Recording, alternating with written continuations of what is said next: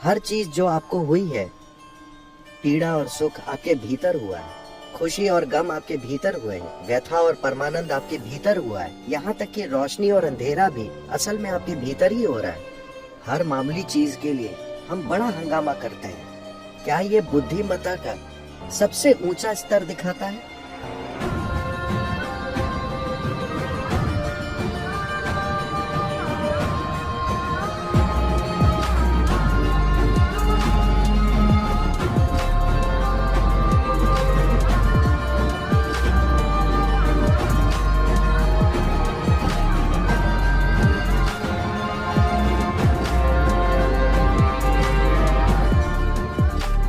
विकास की प्रक्रिया में क्या ये सच है कि इंसान के रूप में हम सबसे ऊपर हैं? सभी जीवों में हम सर्वश्रेष्ठ हैं। शायद थोड़ा और करने की जरूरत है, मगर फिलहाल हम सबसे ऊपर हैं। मगर क्या ये भी सच है कि जब लोग कहते हैं इंसान, तो हमेशा उनका मतलब होता है कि अरे मैं तो सिर्फ इंसान हूं। इंसान शब्द को हमेशा उसकी सीमाओं से जोड़ा जाता है। बहुत कम लोगों ने मैं इंसान हूं का उपयोग इंसान की विशालता बताने के लिए किया है। हमेशा इंसान होने की सीमाएं। तो कहीं न कहीं हम बुनियादी मुद्दे से चूक गए। मुद्दा ये है, क्या ये सच है कि इस धरती पर हर जीव, एक कीड़ा, एक चिड़िया, एक जानवर, जिनका दिमाग हमसे लाख गुना छोटा है, वे अपनी जीवन प्रक्रिया बड़े अच्छे से चलाते हैं? हेलो, क्या ऐसा है? जब मैं जीवन प्रक्रिया कहता हूँ, हम पैदा हुए वे भी वैसे पैदा होते हैं, हम बड़े हुए वे भी बड़े होते हैं, हमने जीवन चलाया वे भी जीवन चलाते हैं, हमने बच्चे पैदा किए वे भी बच्चे पैदा करते हैं। हम ये सब बड़े झमेले के साथ करते हैं, वे इसे यूं ही कर लेते हैं। हाँ या ना? हर मामूली चीज के लिए हम बड़ा हंगामा करते हैं, वे आराम से कर रहे हैं। विभिन्न जीने मरने की तमामों प्रक्रियाएं वे बिना किसी झमेले के कर रहे हैं। हम हर चीज बड़े झमेले के साथ करते हैं। क्या ये बुद्धिमत्ता का सबसे ऊंचा स्तर दिखाता है? हम खुद को सबसे बुद्धिमान मानते हैं और इसमें शक नहीं कि हमारी न्यूरोलॉजिकल प्रक्रिया धरती पर सबसे ज्यादा विकसित है। हाँ? हमारे पास सबसे विकसित न्यूरोलॉजिकल सिस्टम है। तो हमें बेहतरीन तरीके से महसूस करना, अनुभव करना, समझना और व्यक्त करना चाहिए। मगर धरती पर अभी कोई दूसरा जीव इंसान की तरह संघर्ष नहीं कर रहा। ऐसा इसलिए है क्योंकि आपको एक सुपर कंप्यूटर मिला है। क्या आप मुझसे सहमत हैं कि यह धरती का सबसे परिष्कृत यंत्र है? आईफोन नहीं आए, पर अब सवाल ये है कि क्या आपने यूजर्स मैनुअल पढ़ा है? बस लोगों ने यूजर्स मैनुअल ही नहीं पढ़ा है। धरती की सबसे जटिल मशीन का और कैसे भी गलतियां करते हुए उपयोग करने की कोशिश कर रहे हैं। हर चीज एक समस्या है। मुझे एक चीज बताइए जिससे इंसान दुखी नहीं है। अगर वे गरीब हैं तो गरीबी से दुखी हैं। आप उन्हें अमीर बना दीजिए तो वे टैक्स से दुखी हैं। अगर पढ़े लिखे नहीं हैं तो दुखी हैं। उन्हें स्कूल में डाल दीजिए, भारी दुख। शादी नहीं हुई तो दुख, उनकी शादी करा दीजिए। मैंने कुछ नहीं कहा, मैंने कुछ भी नहीं कहा। बच्चे नहीं हैं, उससे कुछ लोग दुखी हैं। बच्चे हैं, हर रोज दुख। तो आप जीवन के हर पहलू से दुखी लगते हैं। तो अगर हम मौत दे दें, क्या आप खुशी खुशी जाएंगे? नहीं, आप दुखी हो जाएंगे। तो मुझे एक चीज बताइए जिससे हम दुखी नहीं हैं। अब लोग फिलॉसफी बनाते हैं, जीवन दुख है। नहीं, जीवन दुख नहीं है, नहीं आनंद है। ये तो बस मौजूद है। ये शानदार प्रक्रिया है। अगर आप इसकी सवारी करते हैं तो ये शानदार है। अगर आप इससे कुचले जाते हैं तो ये भयंकर लगता है। तो क्या आप जीवन की लहर पर सवार हैं या इससे कुचले जा रहे हैं? यही सवाल है। तो इसके होने के लिए इंसान को क्या दुख है? माफ कीजिएगा, आपका नाम क्या है? स्काई। ओ, आप तो बहुत बड़े हैं। You're a big guy. Sky. आप बहुत बड़े आदमी हैं स्काई। आखिरी बार कब किसी ने आपको खंजर चुभोया था? मैं आपसे पूछ रहा हूँ कि लोगों के जीवन में कितना दुख असल में बाहर से आ रहा है, जरा सा। बाकी वे खुद पैदा कर रहे हैं। अगर वे बैठते हैं तो दुख, खड़े होते हैं तो दुख, अगर कुछ होता है तो दुख, कुछ नहीं होता है तो दुख। So what they're suffering? उनका दुख उनकी अपनी ही मनोवैज्ञानिक प्रक्रिया से है। आपके अपने ही विचार और भावनाएं, यानी आपके सोचने और महसूस करने का तरीका इतना बड़ा दुख बन गया है। आप कैसे सोचते और महसूस करते हैं, क्या ये आपको तय नहीं करना चाहिए? हेलो, आपके भीतर क्या होता है, क्या उसे आपकी मर्जी से नहीं होना चाहिए? क्या आप मुझे देख सकते हैं स्काई? बताइए मैं कहाँ हूँ? हाथ से इशारा कीजिए, मैं कहाँ हूँ? अरे आपने गलत बताया। आपको पता है मैं मिस्टेक हूँ।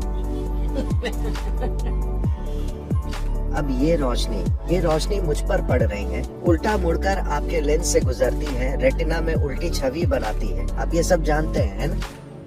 अभी आप मुझे कहाँ देख रहे हैं? अपने भीतर। अभी आप मुझे कहाँ सुन रहे हैं? अपने भीतर। आपने सारी दुनिया कहाँ देखी है? अपने भीतर। हर चीज जो आपको हुई है, पीड़ा और सुख आपके भीतर हुआ है, खुशी और गम आपके भीतर हुए, व्यथा और परमानंद आपके भीतर हुआ है, यहाँ तक कि रोशनी और अंधेरा भी असल में आपके भीतर ही हो रहा है। दुनिया में जो होता है वो भले ही आपकी मर्जी से ना हो, पर कम से कम आपके भीतर जो होता है उसे तो आपके हिसाब से होना चाहिए, है ना? तो आपके अंदर जो होता है वो अगर आपकी मर्जी से नहीं हो रहा, तो बुनियादी रूप से हमने जीवन की प्रकृति को नहीं समझा है। उसे बिना समझे, अपने अस्तित्व की बुनियादी चीजों को समझे बिना हम जीने की कोशिश कर रहे हैं। क्या ये सच है? मैं आपसे फिर पूछ रहा हूँ, क्या यह सच है कि पीड़ा और सुख दोनों आपके भीतर पैदा होते हैं? उसे बाहर से उकसाया जा सकता है, मगर सारा इंसानी अनुभव आपके भीतर से ही आता है। जो आपके भीतर से आ रहा है उसे आपके मुताबिक होना चाहिए, Otherwise, वरना आप खुद के काबू से बाहर होंगे। तो मेरा पूरा काम और जो चीज सिखाई जाती है उसकी बुनियादी प्रकृति को इनर इंजीनियरिंग कहते हैं। मतलब हमने दुनिया को कई तरह से इंजीनियर किया है, जिसने हमें जबरदस्त आराम और सुविधाएं दी हैं। क्या आप मेरी बात से सहमत हैं कि हम असाधारण सुविधाओं का आनंद लेने वाली सबसे आरामदेह पीढ़ी है, जिसकी कोई पीढ़ी कल्पना भी नहीं कर सकती थी? हाँ या ना? जो राजाओं के पास भी नहीं था 100 साल पहले, आज आम लोग उसका आनंद ले रहे हैं, है ना? तो ये सब मानवता पर बर्बाद हो रहा है, क्योंकि लोगों का जीवन का अनुभव बेहतर नहीं हुआ है। क्योंकि आपकी खुशहाली कभी बाहर से नहीं आएगी। बाहर से आप आराम जुटा सकते हैं, सुविधाएं जुटा सकते हैं, पर खुशहाली पैदा नहीं कर सकते। खुशहाली सिर्फ आपके भीतर से पैदा हो सकती है, क्योंकि इंसानी अनुभव भीतर से पैदा होता है। इससे फर्क नहीं पड़ता कि आपके अनुभव की प्रकृति क्या है, वो जो भी हो, सुखद या दुखद, दोनों आपके भीतर से पैदा होते हैं। लेकिन अगर आपका खुद पर नियंत्रण है, of yourself. तो आप अपने लिए खुशी पैदा करेंगे या दुख? ज्यादा से ज्यादा खुशी। अगर पीड़ा और आनंद में से एक चुनना हो तो आप अपने लिए क्या चुनेंगे? कृपया चुनिए, मैं आपको आशीर्वाद देने वाला हूँ। पीड़ा या आनंद? हाँ, कम से कम अपने लिए तो निश्चय ही सर्वाधिक खुशी। आप अपने पड़ोसी के लिए क्या चाहते हैं, इस पर बहस हो सकती है, इस आधार पर कि उन्होंने आज क्या किया। मगर खुद के लिए जो चाहिए वो 100% साफ है ना? इतनी साधारण चीज क्यों नहीं हो रही है?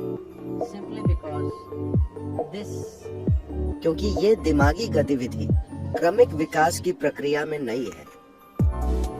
ये एक नई घटना है। ये बड़ा दिमाग, नई से मेरा मतलब है सिर्फ कुछ लाख साल पहले, पर विकास के पैमाने पर ये नहीं है। तो हमारे पास एक ऐसी बुद्धि है जिसके लिए हमारे पास एक स्थिर आधार नहीं है।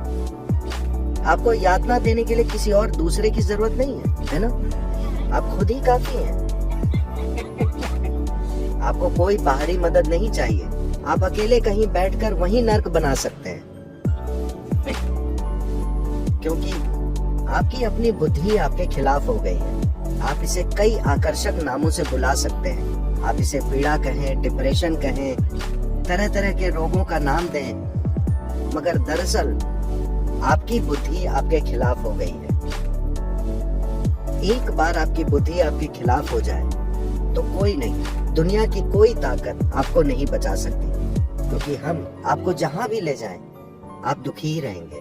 कुछ लोग सोचते हैं कि एक दिन वे स्वर्ग जाएंगे, वे ठीक से रहेंगे। मैं पूछ रहा हूँ, क्या आपके पास कोई सबूत है कि आप पहले ही स्वर्ग में नहीं हैं और उसे बर्बाद नहीं कर रहे? आपके पास कोई सबूत है? नहीं। Do you have any proof? No.